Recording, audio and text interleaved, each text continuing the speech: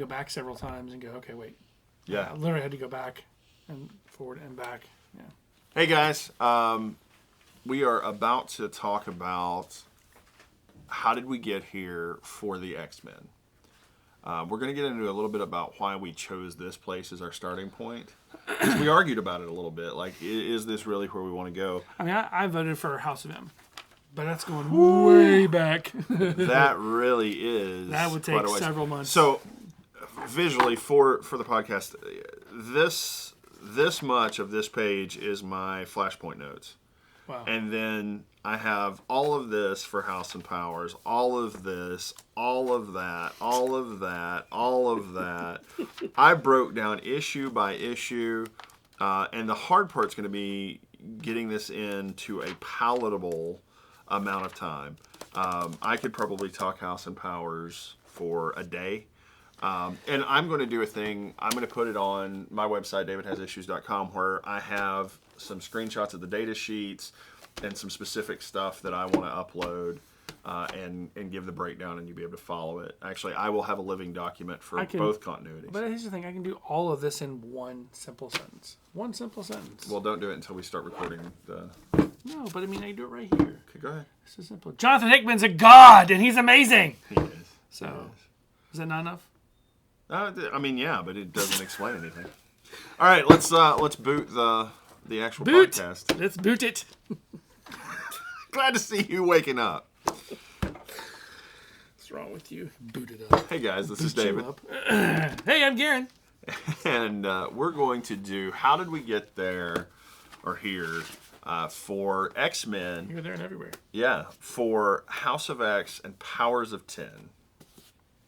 Just say X. My God, it's just an X. Well, except for 10 of Swords is coming, and it has to be 10 of Swords. It is not X of Swords. Well, I mean, the PlayStation people call the X a cross, so is it Cross of Swords? Oh, no. It's not Cross of Swords. It's It 10 could be of Cross of Swords. Swords. It's 10 of Swords. All right, so why did we choose House and Powers? You wanted to do House of M. We just talked about it on the YouTube segment. So House of M was the beginning of all of this. This is, in my mind, that's where all of this starts. Because at the end of the Avengers run, at the end of this Avengers amazing run that's been going on.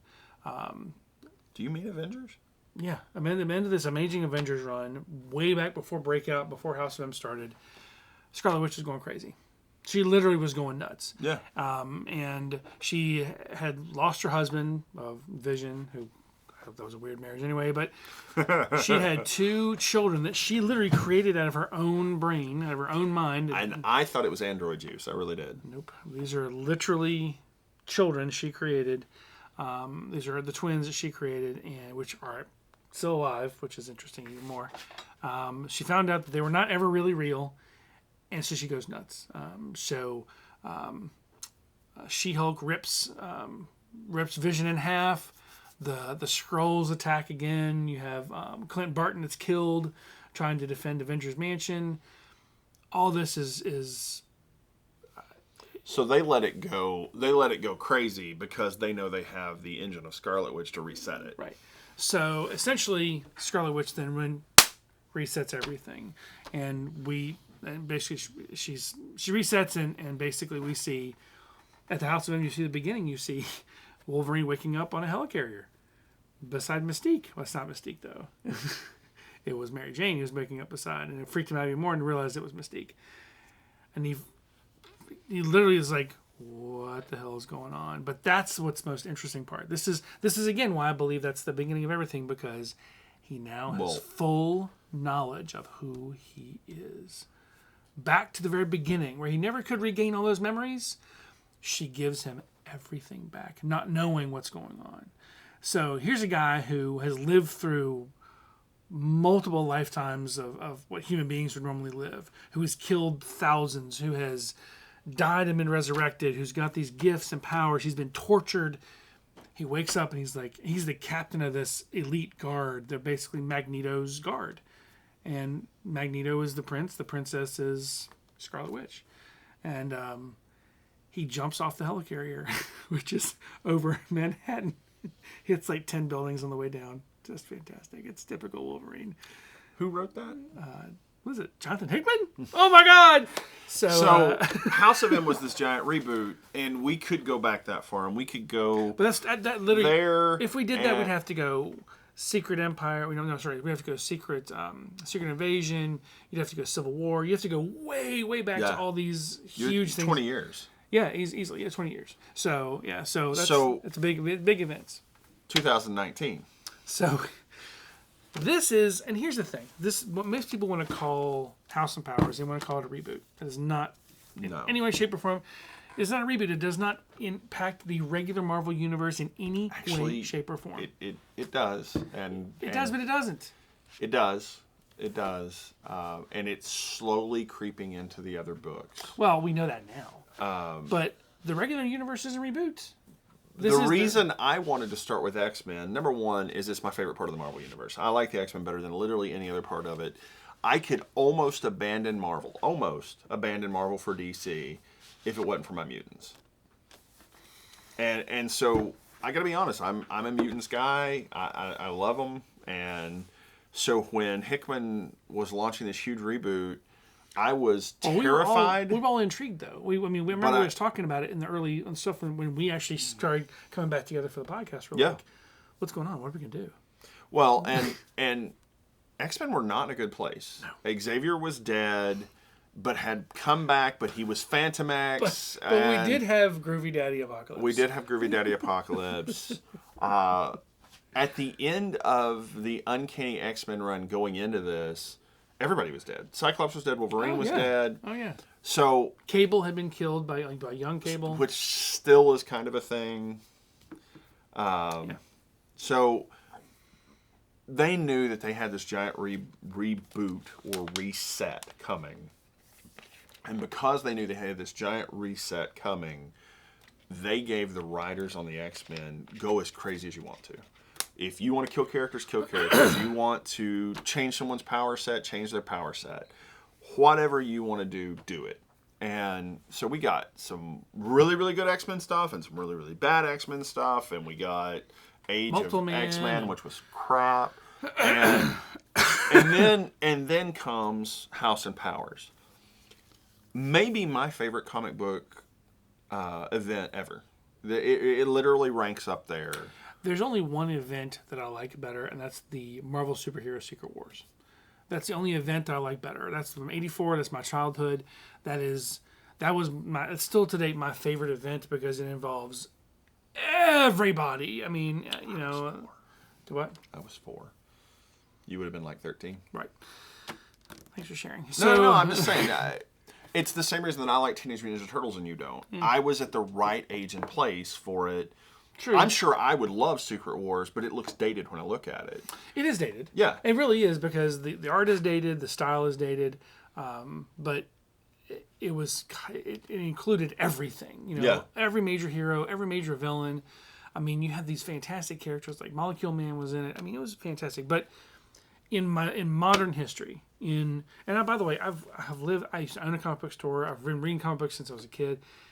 Events like Crisis on Infinite Earths, Identity Crisis, the Marvel, the new Secret Wars, the Secret Invasion, Civil War. We're talking major, huge events. This really is the most all-encompassing because everything you ever read in any Marvel book, in any X-Men book ever, it all happened. Nothing was taken away. Right. That's the beautiful thing. Nothing. They didn't say, "Oh, by the way, that never happened." No. It and happened. What is the engine by which all of this happened? Right. So start at the very beginning.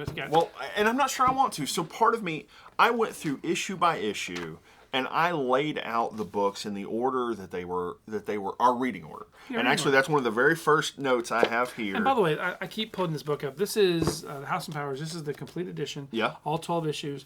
This is the retailer exclusive. If you buy this copy, you can't buy it anywhere unless you buy it at a retailer in this color. The color scheme is blue and black, I think, if you buy it from anybody else. But this is retailer exclusive. And if you're watching Richard, I promise I'll put it back on the shelf. But no, I mean, this is the game-changing book. This is the one that, quite honestly, it's 12 issues in one book. You read 12 issues and you're like, That's it. 12 issues. Well, and no, that's not it, because Right. this rolls out into X-Men, Fallen Angels, Excalibur. Excalibur, Marauders. New Mutants, Marauders. Sorry. I feel like I missed one. X-Force. X-Force. There it is. And now we've had Fallen Angels close, and now we have Hellions. Children of the Atom is coming up. Cable's out. Wolverine is Wolverine's back, out. And there are threads set in here similar to Flashpoint that close within the loop. Yeah. And there are threads that are set in here that we're still untangling Right. much, much later. I think when I put this document together and put it online, I'm not going to tell it in the order you read it. I think I am going to rearrange it, remix it, and put it in chronological order of what happens. I mean, yeah, because technically, I mean, it really should be House 1 through 6 and Powers 1 through 6. But Actually, no. the reading order is perfect the way it is because it's this happens, this happens, this happens. Yeah, it's 1,000 years in the future, but it happened because Yeah. it goes back to the beginning. So that's a great place to start the conversation. This, it's one of my early notes. Let me find it. There are defined timelines. John Hickman loves data sheets, and he has had his By the way, if writers. you haven't read East of West or Decorum, which is his new one, God, love read it. East of West because it's all about timelines. It's phenomenal. So Decorum I is good, too. reread these on my iPad, and the reason I chose to look at my digital copies was because I can take screenshots. Yeah. And so I went through, and I'm not, look, I have love and respect for Marvel in general, comics specifically, and Jonathan Hickman. I am not going to put up all of the data sheets. I am not going to put up a bunch of his internal art because I want you to go buy this comic. If you don't already have all 12 of these issues, I want you to go buy a collector's edition. I want you to do something like that There's something more important too. and do it from your local comic shop. Yes, more. That's the most important. But this is the one thing. This is the thing I think that I find most interesting about working at LCS. We have all kinds of customers that come in. Customers that I literally have a 10-year-old that comes in here and he buys Steven Universe every single week. He loves it. I've got people that are 70 years old who've been reading since they were kids who are up to date with this. But we have people, and you have these. I don't know how to describe it. But we have people that come in who literally are somehow offended that new books are out at all. They gave up reading at a certain point in the 90s and refused to come in because they really just want to go back and read only Silver Age stuff. Nothing wrong with that. But this is the homage to everything you've already read. This is Hickman looking back at the early Silver Age, looking at the stuff from the 90s and going, okay, he picks these wonderful first things that happen and shoves them all in here, but gives it this new, updated, fresh approach that's completely different than anything else. I'm telling you, I mean this in all seriousness. If you're an X-Men fan but you've never read this book, or if you know someone who's an X-Men fan and never read it, go buy him a copy. Oh, by the way, we're going to spoil the hell out of it after this. So, one of the interesting things that we had going on when we were looking at previews is we argued a lot about who this was. Yeah. You called it. Yeah. You picked the right person. Yeah. And I said, can't be Moira McTaggart. She's not a mutant. She's not a mutant. Jonathan Hickman changed that. Oh, yes. I love you, man. And here's what's beautiful is So that I said it was Kate Pride because it looked like the way an they were older drawing version her of at the Kitty. time. Yeah, I'm like, okay, so it's Kitty. I've actually officially started calling her Kate. Damn But you, we Jerry saw, Dugan. but we saw her as Kate in the. So basically, the first image we see is this huge image, which, by the way, he has a poster of at home. And also the framed two-part art. Yeah. So we see this massive image of everyone. And we were talking anyone and everything that could be in this universe, from people 1,000 years into the future to Apocalypse sitting in the middle of this picture with Xavier, and you're like, what? Apocalypse was there. Magneto was there. Like, there was a bunch of people you didn't expect. Yeah. But anyway. And I'll give So- Marvel some kudos. They kept this story under wraps for a long time. Yeah. Because Hickman, I guarantee, had been thinking about this for a long time. So, kudos to Marvel. You did a great job with producing, with the art. This was a true masterpiece of comic books. And in that art, there's a Kid Havoc. Do you think we're ever going to see Kid Havoc? Or do you think that was just part of the... Children of the Atom. All right, so there are 4 time frames Yeah. that we deal with. The first time frame is Xavier at Oxford announcing publicly that he's a mutant. Yeah. That starts an era called The Dream. It's the first year of Xavier acknowledging that he's a mutant and dealing with Yeah. the world as a mutant. Right. 10 years later, defined as x to the power of 1, is year 10. Yep. And that's the world. That's Krakoa. I like to think of it as current continuity. That's it's current continuity. You're correct. So from 1963, when Xavier had his dream, until 2020, where we're publishing modern comics, is a course of 10 years. Right. Well, yeah. All storylines fit in a 10-year period, and that's okay. Then we have 100 years into the future from the dream, Right. which is 90 years past our current timeline, Right. where mutants are almost headed to extinction.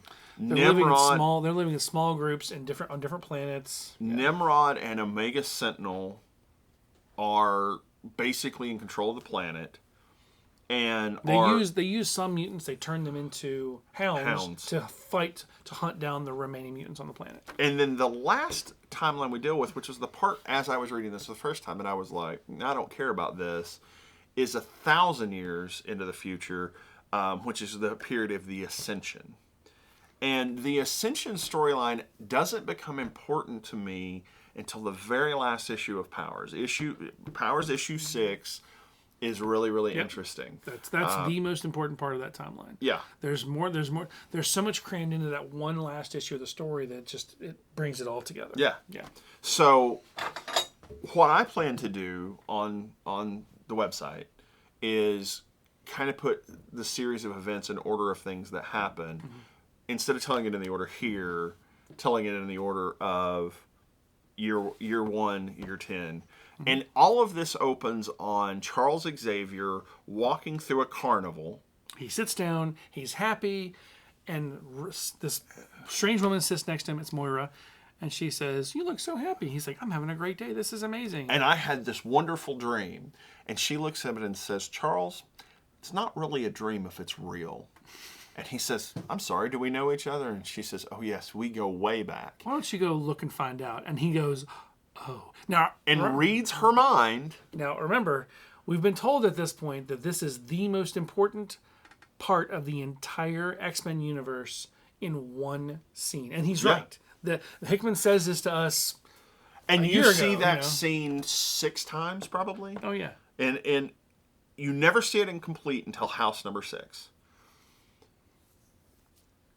And it happened more than once, which is why we see it more than once. Right, because this is the key to the whole thing. This is why it's so freaking brilliant. So for those of you who don't know, Moira McTaggart is a mutant. And we find this out in House of X number 2. And her power is? Resurrection. She can resurrect, but she remembers perfectly everything that happened. The story goes like this. Okay, hold on. I've got all the lives in order. So the story starts off like this. She lives her normal life. She dies an old lady. She gets married. She's got 8 grandkids. She dies. She wakes up in the womb with full memory of everything that just happened to her. And the text is interesting. Its text basically says, you know what?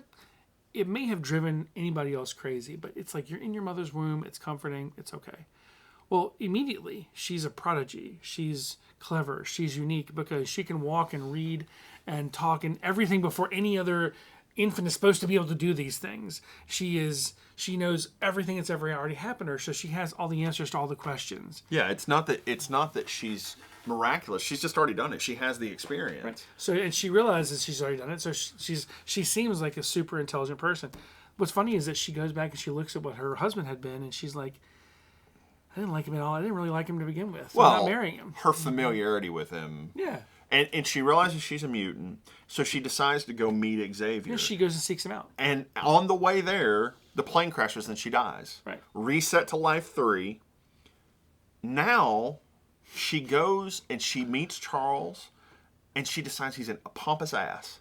So she decides she's going to find a cure for the mutants. So in her first life, she was a psychologist. In her second life, she follows that. In the third life, she says, oh, hell no, I'm not a psychologist anymore. I already know all of that. I'm going to go into biology and chemistry and the sciences. And Mystique and Destiny show up. And Mystique, Destiny, and Pyro show up. And they kill everybody in the room except for her because Destiny's already figured out what's going on. Destiny says, listen, I know what you are. I know who you are. You're a mutant, With the power of resurrection. who is hidden to other mutants. We don't know who you are, but she says, I can see it all. And she says, I see 10 lives, maybe 11 if you're careful. She says, what do you mean? She says, well, if you die as a child, Before your mutant power activates. you'll never come back. Yep.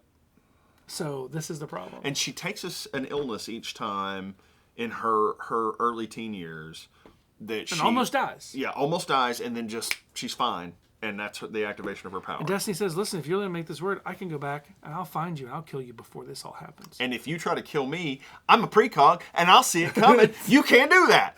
And then she says, if you ever try to cure the mutant gene again, I will destroy you. we'll destroy you through all of time. Yes. And so, change or die, and then has Pyro My favorite part slowly burn her My to favorite death. part is she says, I don't want to die like this. She says, oh, you're going to die, but it's going to hurt a lot. Yeah. Pyro, make it slow. I mean, it's just, So Life Force starts. I did not realize Destiny's Pyro's mother. I did not know.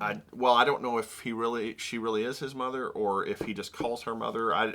That's all part of that timeline. Yeah. Where that was part of the Brotherhood of Evil Mutants, Messy. and I haven't read that. Yeah, messy. Life 4, Moira goes to Xavier, falls in love with Xavier. They try Xavier's dream. The Sentinels show up and destroy all the mutants, including Moira. Age 5. Moira's going to get a head start on it. At 13 years old, she runs to Xavier. He reads her mind, which is the only place where that scene where he reads her mind is different. Xavier goes extremely radical. He creates basically utopia in the middle of the Himalayas, and the Sentinels destroy it all. We didn't know at this point what Life 6 was. Life 6, it skips Life 6 in House Issue 2. Like Life 7, Moira basically becomes an assassin and destroys the Trask bloodline. And this is where the 1,000 Years in the Future becomes important. Even without the Trasks who make the Sentinels still come around, AI still comes around, and it's still used against Moira. Yeah. Moira dies to the Sentinels, and now she's radical. Life 8, she comes back, she goes to Magneto.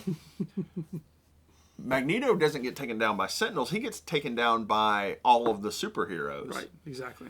Life 9, Moira joins up with Apocalypse. Same thing. Sentinels show up, kill everybody. Life 10, then, is current continuity. I've gone to Xavier. I know what to do. Yeah. I have seen Lives 1 through 9. Right. And so Life 10 is where she is now. Right. And so this important thing, this is why at the very beginning of House number 1, we see these weird eggs, and we see these people, which are clearly it's Xavier standing over his X-Men. He says, to me, my X-Men. And it's clearly these Cyclops popping out of the eggs. And I thought Cyclops was popping out one of the eggs because he died at the end of the Uncanny X-Men line. That's not it. No. At the start, before all of this has happened, all of the important mutants, everybody who wasn't killed on Utopia or Genosha, whichever one you want to look at it, in the Utopia storyline, everybody who wasn't killed there has been resurrected already through the protocol. Now, if we want to talk about the resurrection protocol, we absolutely 100% can do that. So before we do that, the big thing you have to know about this book is that Krakoa, which is a mutant, it is the original mutant island. It's the original mutant. It's what says supposedly spawned all other mutants. It wasn't Apocalypse. It was actually Krakoa. Krakoa is an island. There's actually two parts of the island. There's an east and there's a west. Well, it explains what Krakoa is, and it is an important thread. I hate that I'm having to flip through and try to find all of that.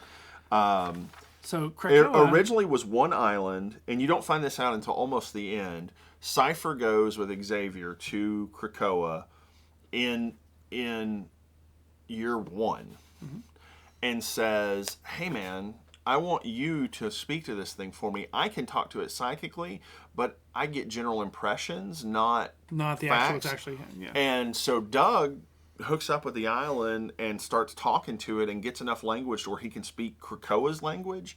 And Krakoa tells a story about being one island, Okaro, and this dark sword slams up out of the center of the island and cuts the island in half, one part becomes Krakoa, one part becomes Akaro. Which is the monster island. Right.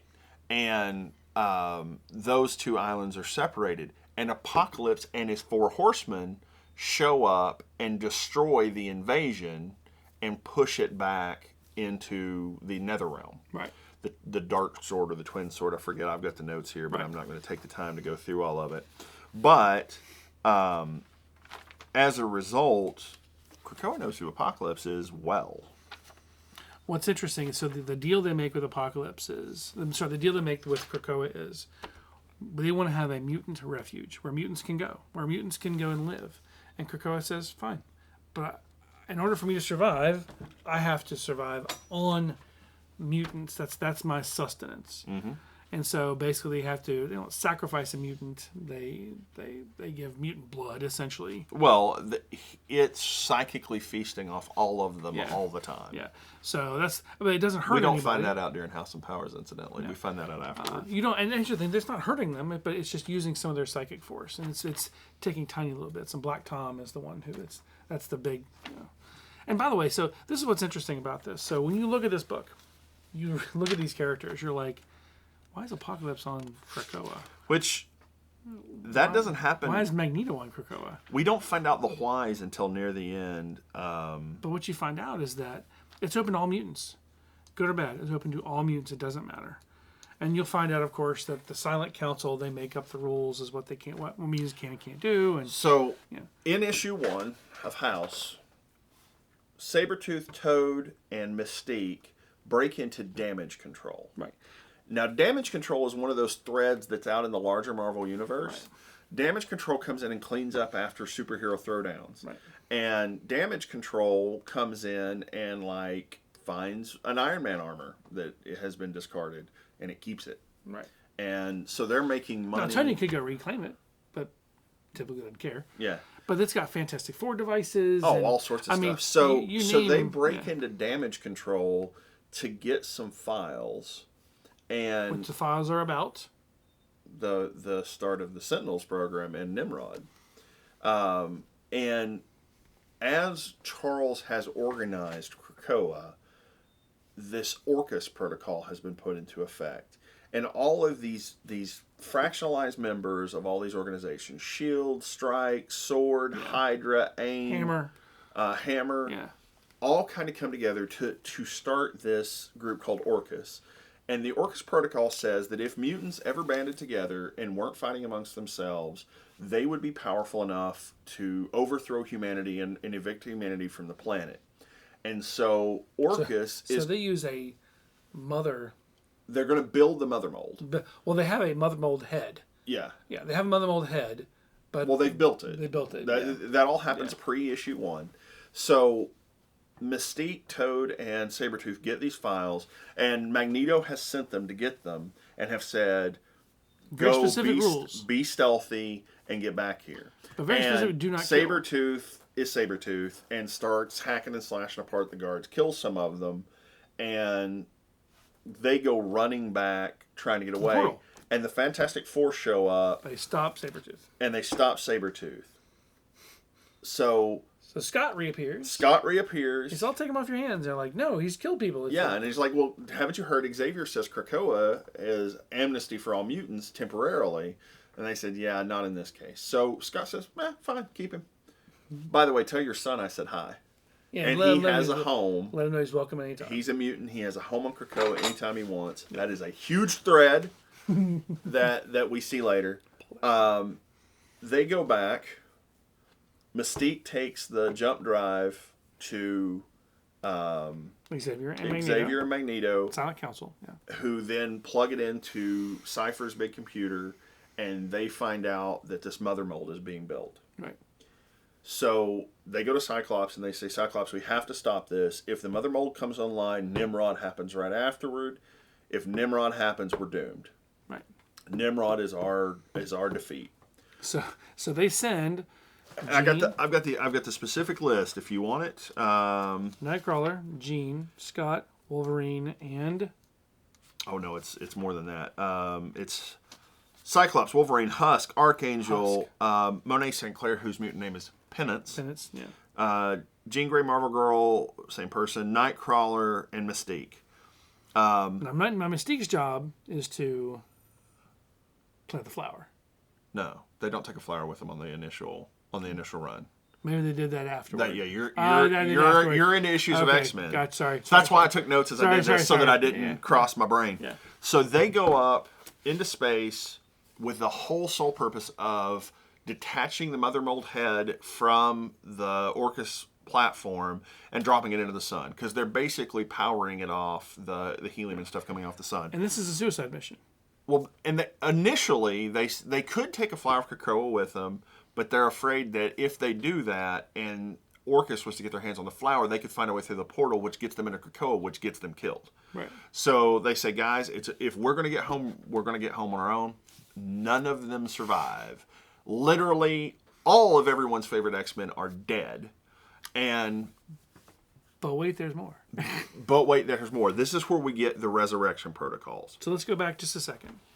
Let's go back to one important thing. So in the very beginning... By the way, Dr. Gregor of Orcus shot Cyclops in the face. Oh, yeah. Beautiful. It was, whoa. One of the things that we're lacking talking about is why the mutants at this point are all together as one. So yes, Krakoa is the habitat. Yes, Krakoa is there for them. But Krakoa also gives them something very special. He gives them a flower. The blue flower of Krakoa has medicinal properties in 2 different ways. Actually, 5 different ways, technically. So there's 6, I don't know if it's in here, and this is something that the data sheets become really important. So the flowers of Krakoa will, for mutants, it allows them to grow a habitat, it allows them to transport from one place to another, and build a no place, which is one that we kind of ignored. That's where Moira is. Oh, yeah. Moira is in a no place. It's a place on Krakoa that Krakoa can't see. Basically, it's a big tumor. Yeah. For humans, it'll extend human life 5 years. It is a super antibiotic, and it produces a drug that cures diseases of the mind. And later, in subsequent threads, we find out cures cancer, ALS, a whole bunch of other stuff. So essentially, it lets human beings live as long as they really want to. Yeah. Take a flower, live 5 years. And that's the thing. So Xavier, and you never hear his offer to the world until the last issue of the series, Power 6. Xavier actually broadcasts out to all of humanity and says, I will give you these wonderful gifts. All I ask is that you accept us as an independent nation, not having anything to do with any other nations. We are our own people, our own place. That's all I ask. Yeah. Leave us alone. We are the future. We have the right to own the planet. But instead of owning the planet, we're going to live in these few specific places. We won't bother you. You don't bother us. Right. So that's pretty simple. And basically, how many nations will accept this? How many nations won't? Yeah. And that's the point. And of course, the United States absolutely accepts it. Heck yeah, you want to be they that? do. No China problem. does. Yeah. Russia hates it. England does. I mean, most major nations will accept. You know what? Fine. And because what happens is they can put these gates anywhere. They put the gates on the moon. They put the gates on Mars. They put the gates in Shi'ar Empire. It doesn't matter. These gates that Krakoa has given them gives them the ability to go anywhere they want to go. Mm-hmm. And what's really cool is Krakoa, because its own language, puts a gate number on there. It tells them where they're going, but only the mutants can read these things because they've been download the information. Well, and only mutants can pass through the portal. Well, wait, they can. Other people can pass through as long as they have been given permission. As long as they're escorted by a mutant and given permission by Krakoa. Right. So you and I could go if we're invited to go. I don't know what you're talking about. I'm a mutant. In this fictitious universe, okay, sure. I'm a mutant. So, anyway, the main X-Men are dead. Xavier's crying, and he says, no more. And then you get to House 5, where you see that there is a group of 5 mutants who have the ability, with some other things that Xavier is doing. Gold balls. I love that gold balls is one of them. So Xavier goes to Forge and says, Forge, I need to be able to back up the mind or soul, he calls it essence, of every mutant on the planet. And Forge says, well, you got a problem because you need infinite power and you need infinite storage and you need redundancy. You need at least 2 of these. That's a lot. And he said, well, what if I had an Imperial cruiser from the Shi'ar in orbit around the planet right now? And what if we use Shi'ar, whatever, crystals? And Forge says, well, yeah, that would work. But again, you got to have redundancy. He said, you need 2. He said, no, I need 5. And so Xavier, since he had the dream and built Cerebro with Beast and Magneto, has been using Cerebro to daily capture the essence of every mutant and rewrite it into a main server that backs up to 4 other servers. And so he has... But it's pretty much all just in his head. That's the helmet that we see him in. That's why he has Cerebro on all the time. Exactly. And so what Xavier does then is he gets Gold Balls, who has the most useless mutant ever. Basically, his name says what he can do. He creates Gold Balls. Turns out they're eggs. They're eggs, in which you can put anything to regrow life. Except for you need Proteus. Right. Because Proteus makes the eggs viable. Right. And then Elixir... Proteus, who's also Moira's son. Yeah. Elixir goes in and says, now the eggs will start cellular replication based on the DNA that's injected into them. And the more important you are, the faster the growth. Eva Bell Yeah. controls time, Right. and so she speeds up the maturity, and you pick the prime age that you want to be. If you want to be 45, you're 45. You want to be 35, you're 35. You want to be 12, you're 12. You want to be Child Havoc, you can be Child Havoc. Yeah. I assume he's going to die in Hellions, and that's where we're going to get Kid Havoc, but that's just my assumption. And Hope is the most important one, because on their own, without Hope, Gold Balls, Proteus, Eva Bell, and Elixir couldn't work together to make this happen. Right. Hope basically synergizes their powers and allows them to work in concert. Yeah. And she can replicate any part of their power set. So one of the big questions everybody had originally is we're comic books people. That's what we do. We talk about things like we're talking about when this first comes, like, well, how do they bring Wolverine back with his claws? Okay, well, that's... Turns out Forge has a whole bunch of adamantium constantly on boil, Yeah. so that when his resurrection protocol comes up, which, by the way, when they defeated him, Wolverine went into the freaking sun. He fell with the Mother Mold head into the sun. That kills Wolverine. As Cyclops said, bravest man I've ever known. But... they're resurrected. There's this huge thing. Storm calls them all back in this very cultish way. They're all mutants, woo, which is kind of creepy. But it isn't though, because this is the ultimate thing for these characters they've always wanted to do. So this is, yeah, it seems creepy, but it really isn't. It's well kind of fantastic. And one of the threads that we haven't touched on is because they can inject DNA and then an essence, they could mix DNA. Right. And part of what they deal with in year 100 in the war is that they make kennels. Yeah. So the robots make kennels, and Sinister has made chimera mutants. Cardinal and Rasputin are both chimera mutants. So was what we thought was Magneto. Yeah. It's not Magneto. It is a chimera mutant that has Laura Dane's DNA, Emma Frost's DNA, and some of the others, which is why he's green instead of white. Interesting. And those chimera mutants are inspired by Sinister's program. At one point in time in this, Xavier and Magneto go to Sinister's complex. And there are a whole bunch of Sinisters that are not mutants. And they're like, screw you, we don't want to deal with you. We're busy with our DNA, combine that we're doing. And the mutant Sinister, shoots the other Sinister in the head and says, oh, no, I'm the mutant Sinister. I'm totally into this. Let's do it.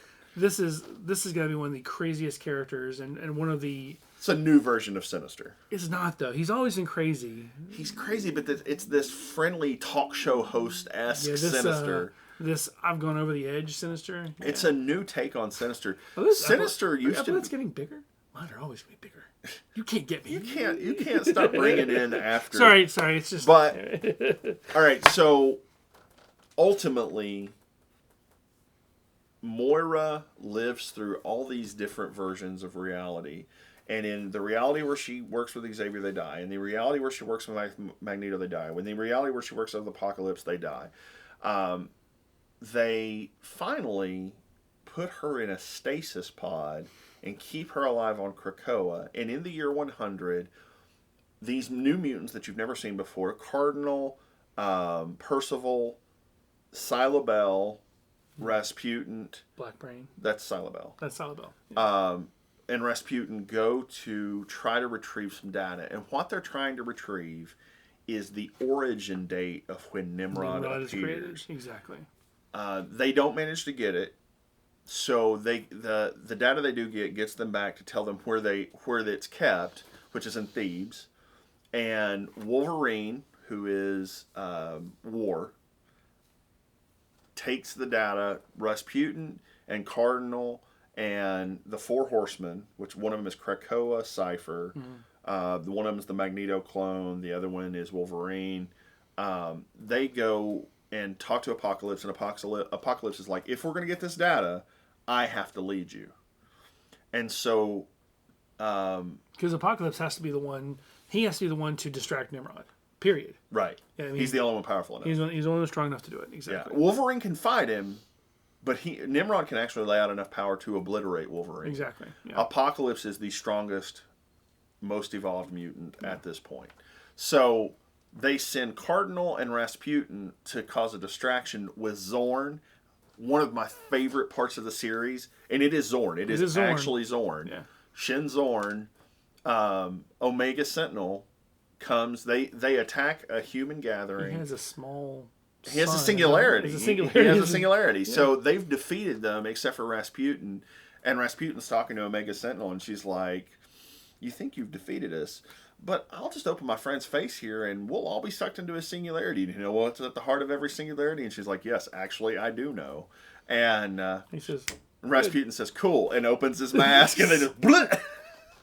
So, meanwhile, Apocalypse and his horsemen attack Thebes. They get the data. Wolverine gets blasted really good, and Nimrod shows up to stop him.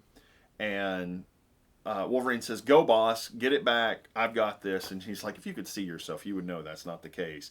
Apocalypse throws down with 3 versions of Nimrod, which is honestly one of the cooler panels in the whole series, and gives Wolverine the jump drive, who gets it back to Krakoa. And then you see that Moira has been in the stasis pod, downloads the data into Moira. She goes, okay, I've got it. I know when Nimrod comes online. Kill me. That's her 6th life. That's number 6. That's number 6. Yeah. So she's sent so she back. is at 11 right now. She is on life 11, but life 11 goes all the way 1,000 years into the future. Right. So the mutants finally managed to overcome the humans. Right. But they can't overcome the machines. Right. And you find out that 1,000 years into the future, they always lose. They somehow splice Wolverine's DNA into Moira, and she's called Moira Kinross in this one. And they are dealing with... The Phalanx has shown up. Nimrod has collected all the data on the world by dissolving people in this femtofluid. And so they try, the Elder tries to copy his essence into a digital version. The Phalanx absorbs it and says, oh, okay, so I understand what you're trying to do. Let me think on it.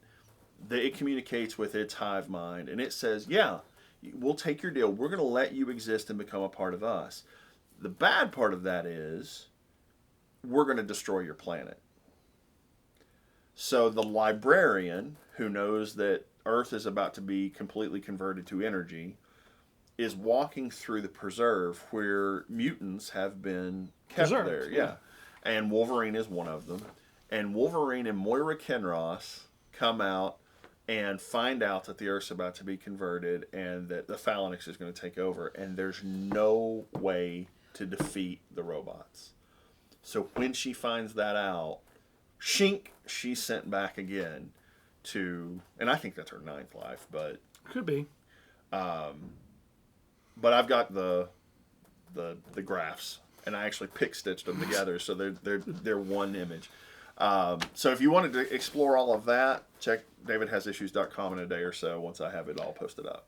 So quite literally, just in just the short time because we've been talking for 43 minutes, there's more to talk about. There's more to do. But quite honestly, this is the essence of the book. Yeah. This is... The essence is Moira has looked at every possibility for the X-Men, and there's no way for them to win. And so Charles and Moira and Magneto have brought all the mutants together, and they're trying something different in Book 11. Right. Or in Life 11. This is the first time that they're all united. They're all together. They know everything they're going to do. Omega Sentinel's still out there, but they have stopped the creation of Mother Mold and therefore the creation of Nimrod, or at least delayed it. Well, at least delayed it for a certain time frame. Because Yeah. Nimrod may be inevitable. That's the point. That's kind of the whole point behind this is that there's some things that are inevitable. And Yeah. Nimrod's probably one. So I think one of the my favorite things about this book too is, you see all these again. You see all the threads. You see all these characters. You're like, I haven't seen Pixie in a long time. Well, so I haven't seen this in a long time. one of the threads that came out of that is that Destiny knows what's going on with Moira. Right. And Destiny, once she's gone, they're not resurrecting her.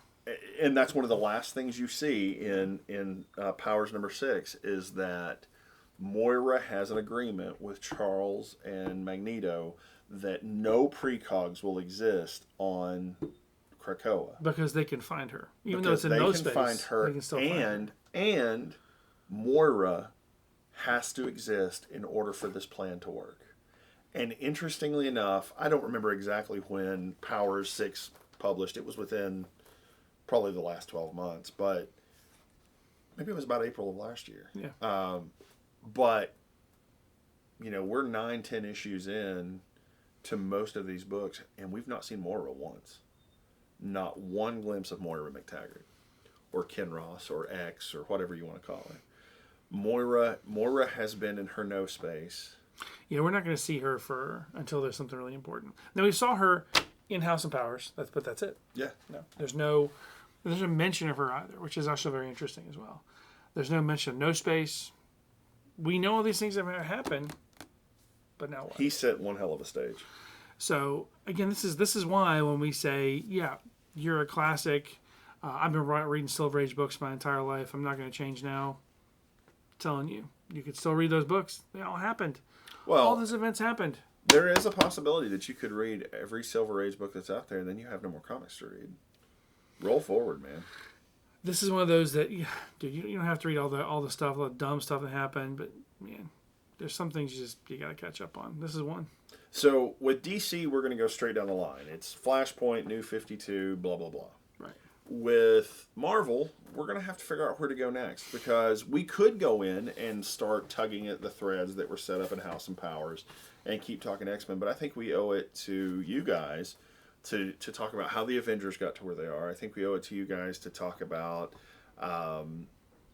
some of the lore. How did Ghost Rider and Mephisto and all the stuff going on there happen? Go redo Damnation. Sure. And so we're gonna keep doing How Did We Get There. We're gonna give you the strands. Yeah, we didn't and the threads. we didn't really get to talk about Secret Empire. At that point, we weren't doing this, so we could go back and do Secret Empire and talk about Damnation and all that too. So there's a lot going on. So still want to punch Nick Spencer in the face for Secret Empire, but I love Secret Empire. I did too, but still want to punch him in the face. You make an evil Captain America. If you do, kill him at the end. He wasn't evil. He just was a member of Hydra. It wasn't evil. It was a Evil, different evil. philosophical Yes, okay. perspective. Evil. He wasn't a Nazi. He wasn't a Nazi. He was a Nazi. He was Oh not my a God, Nazi. that's what No, they he were. was not. He was not. He was a member of Hydra. He was not Nazi Cap. He was not a white supremacist. Sure felt like it. Anything else you got for today? Nah, man, that's pretty much it. So it's been. We're looking to do a bunch of these guys because unfortunately no new comics out. But we're trying to make sure you guys seem interested. And can I tell us what If you have something you want us to recap more in detail, please let us know. Yeah, that's why we're here. Thanks, guys.